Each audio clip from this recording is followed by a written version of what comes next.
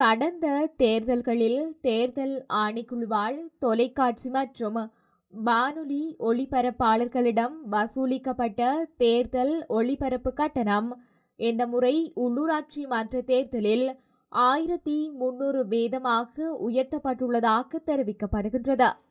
பல தொலைக்காட்சிகள் தேர்தல் முடிவுகளை ஒளிபரப்புவதில் இருந்து விலகக்கூடும் என இலங்கை இலத்திரனியல் ஒளிபரப்பாளர்கள் சங்கம் தேர்தல் ஆணைக்குழுவின் தலைவருக்கு கடிதம் ஒன்றை சமர்ப்பித்துள்ளது. தேர்தல் முடிவுகளை நேரடியாக ஒளிபரப்புவது மக்களின் தகவல் அறியும் உரிமையை உறுதிப்படுத்தும் ஒரு முக்கிய அம்சமாகும்.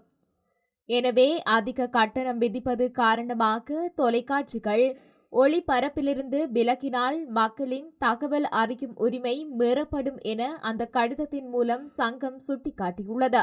இலங்கை இலத்திரனியல் ஒளிபரப்பாளர்கள் சங்கத்தின் தலைவர், செயலாளர் ஆகியோர் கையொப்பமிட்டுள்ள இந்த கடிதத்தில் நாட்டின் தற்போதைய பொருளாதார நிலைமையையும் தொலைக்காட்சிகளுக்கு கிடைக்கும் விளம்பர வருமான அளவையும் கருத்தில் கொண்டால் ரூபாய் 8 மில்லியன் போன்ற அதிக கட்டணத்தை எந்த ஒரு தொலைக்காட்சியும் செலுத்த முடியாது என அவர்கள் குறிப்பிட்டுள்ளனர். தேர்தல் நாளில் காலை முதல் முடிவுகள் அறிவிக்கப்படும் வரை நேரடி ஒளிபரப்பை மேற்கொள்வதற்கு தொலைக்காட்சிகள் அதிக செலவினங்களை மேற்கொள்ள நேரிடும் என தெரிவிக்கப்பட்டுள்ளது. தேர்தல் தகவல்களை மக்களுக்கு வழங்குவதே தொலைக்காட்சிகளின் நோக்கமாக இருக்கின்றது. அதன் மூலம் லாபம் ஈட்டும் நோக்கமல்ல.